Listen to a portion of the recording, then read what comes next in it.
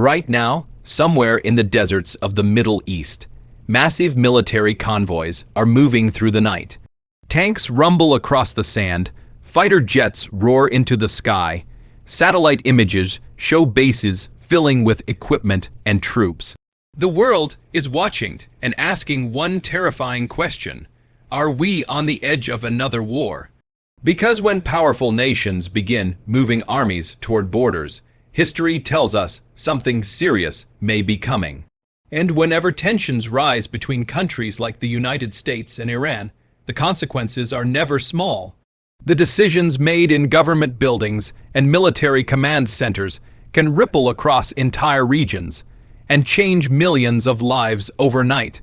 Hello everyone, welcome back to the channel. Today we are talking about a situation that has captured global attention. Reports indicate that the United States military has begun deploying large numbers of tanks, aircraft, and additional forces closer to areas surrounding Iran.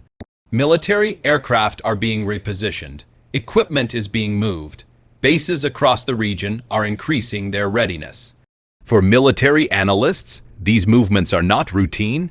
When large armored vehicles, air defense systems, and fighter jets begin relocating at this scale, it usually signals preparation for potential escalation. Sometimes these deployments are meant to deter conflict. Other times, they are designed to prepare for the worst-case scenario. But while military experts analyze strategies and governments discuss security, there is another side of this story that often receives far less attention: the human side. Because whenever armies move and tensions rise, it is not only soldiers who are affected. It is families. It is ordinary workers. It is elderly people who have already lived through too many conflicts. And most tragically, it is children who have absolutely no role in the decisions being made. History has shown again and again that wars are rarely fought only on battlefields. They spread into cities, villages, hospitals, and schools. They disrupt entire societies. And when that happens, the people who suffer the most are usually the ones who had no voice in the conflict to begin with. Across the Middle East, millions of civilians already live with the scars of past wars. Entire generations have grown up hearing the sounds of aircraft overhead, the distant echoes of explosions, and the constant uncertainty about what tomorrow might bring. For many families, the fear of conflict is not an abstract idea discussed in news reports. It is a very real memory. Parents remember nights when they had to wake their children and rush them into shelters. Children remember schools closing suddenly, streets becoming empty, electricity disappearing, hospitals overwhelmed, and this is why the possibility of new conflict in the region creates so much anxiety. When military forces begin mobilizing, civilians begin preparing in their own ways. Families start stocking food and medicine. Parents worry about how they will keep their children safe. Communities begin sharing information, trying to understand what might happen next. For a child, these moments can be deeply confusing and frightening. Imagine being 8 years old and seeing your parents watching the news with worried faces. Imagine hearing conversations about war without fully understanding what it means. Children should be thinking about school, friends, and dreams for the future. Instead, in many parts of the world touched by conflict, they grow up learning words like airstrike, evacuation, and shelter. It changes childhood in ways that last a lifetime. Humanitarian organizations often warn that even the threat of war can have serious consequences for civilians. Markets become unstable, food prices rise, essential supplies become harder to access. For families already struggling, even small disruptions can create enormous hardship. In conflict zones, hospitals sometimes face shortages of medicine and equipment. Doctors and nurses work under immense pressure, trying to care for patients despite limited resources. And when fighting actually begins, medical systems are often pushed to their breaking point.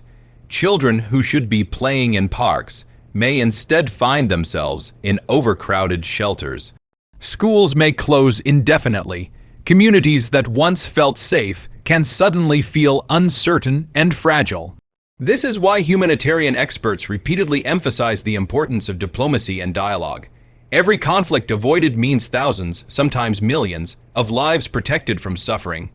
It is important to understand that geopolitical tensions between nations are extremely complex.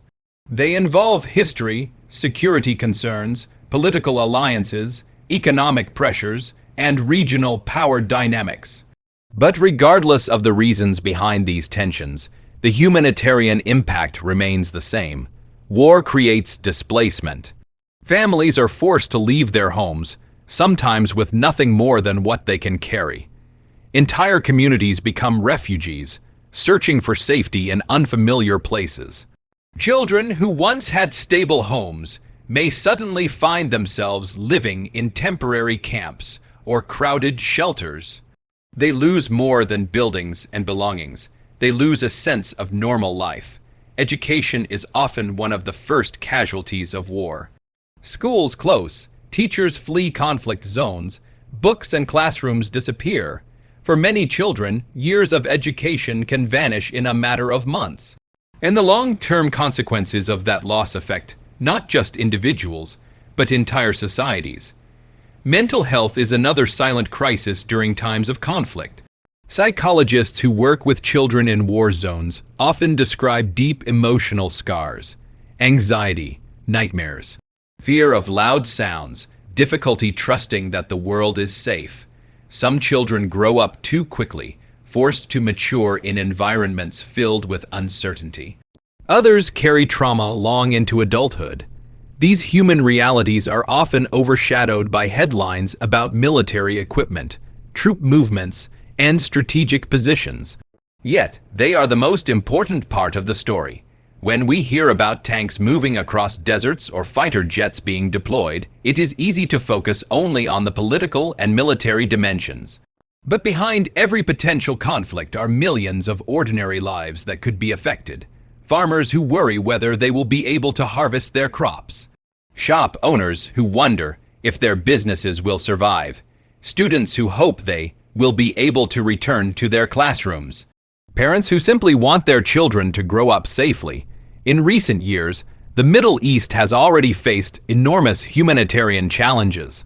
Many countries in the region are still recovering from previous conflicts that displaced millions of people.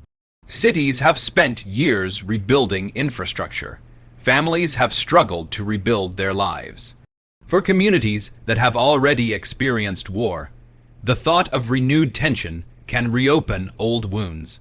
People who once fled violence remember the fear of leaving home, the uncertainty of not knowing when or if they would return. And they hope desperately that history will not repeat itself. International organizations constantly remind world leaders that preventing war is not only about politics or strategy. It is about protecting human life. Every diplomatic meeting, every negotiation, every effort to de-escalate tensions can have enormous humanitarian value. Because when diplomacy succeeds, bombs do not fall. Children do not lose their homes. Families do not have to run in the middle of the night searching for safety. In moments like this, when military movements capture global attention, it becomes especially important for the international community to remain focused on peace. Military deployments can sometimes be intended as deterrence rather than preparation for war. Governments may move forces to send signals, to demonstrate strength, or to reassure allies. But even when these actions are strategic, the perception of escalation can create fear among civilians. This is why transparency, communication, and diplomacy are critical during times of tension. The world has seen many moments where potential conflicts were avoided through negotiation and dialogue. History also reminds us what happens when diplomacy fails. Entire regions can be destabilized. Generations can be shaped by violence and displacement. For the children growing up in areas close to geopolitical tensions, peace is not just an ideal. It is the difference between two completely different futures. One future is filled with opportunity, schools, careers, families, and stability. The other is filled with uncertainty, disrupted education, damaged communities, and years of recovery. And this is why discussions about military movements should always include conversations about humanitarian responsibility. Because every strategic decision has human consequences. Across the world today, there are children who dream of becoming doctors, engineers, teachers, and artists. They imagine bright futures filled with possibility. Their dreams are not about politics or international rivalries. They simply want to live peaceful lives, and protecting those dreams should remain a priority for everyone involved in global decision-making.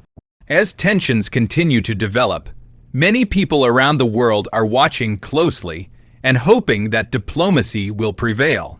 They hope that leaders will find ways to address disagreements without allowing them to escalate into violence. They hope that the movement of tanks and aircraft will ultimately serve as a warning that prevents war, rather than the beginning of one. Because once conflicts begin, they are rarely simple to end. They spread unpredictably, affecting far more people than anyone initially expects. And the rebuilding process can take decades. Communities can recover physically, but emotional scars often remain long after the fighting stops. That is why peace is not simply the absence of war. It is the presence of stability, safety, and opportunity. It is children being able to walk to school without fear. It is families planning for the future without worrying that their homes might disappear overnight. As global citizens, it is important for all of us to stay informed while also remembering the human stories behind the headlines. News about military deployments can sometimes feel distant or abstract, but for people living in regions where tensions are rising, it can feel deeply personal. It can shape how they plan their lives, how they protect their families, and how they view the future. And for children especially, the stability of their environment plays a crucial role in their development. Safe communities allow young people to grow, learn, and imagine possibilities. Conflict interrupts that process in ways that can last for generations. The hope shared by many around the world today is simple: that diplomacy will work, that leaders will prioritize dialogue, and that the rumble of tanks and the roar of jets will remain signals of caution rather than the sounds of war. Because every child deserves to grow up in a world where the loudest sounds they hear are laughter in playgrounds, not the echoes of conflict. Every parent deserves the peace of mind that their family will wake up safe tomorrow. And every community deserves the chance to build a future without the shadow of violence hanging overhead. Moments of rising tension remind us how fragile peace can be, but they also remind us how valuable it is. And in times like these, the world watches closely, hoping that wisdom, restraint, and compassion will guide the path forward.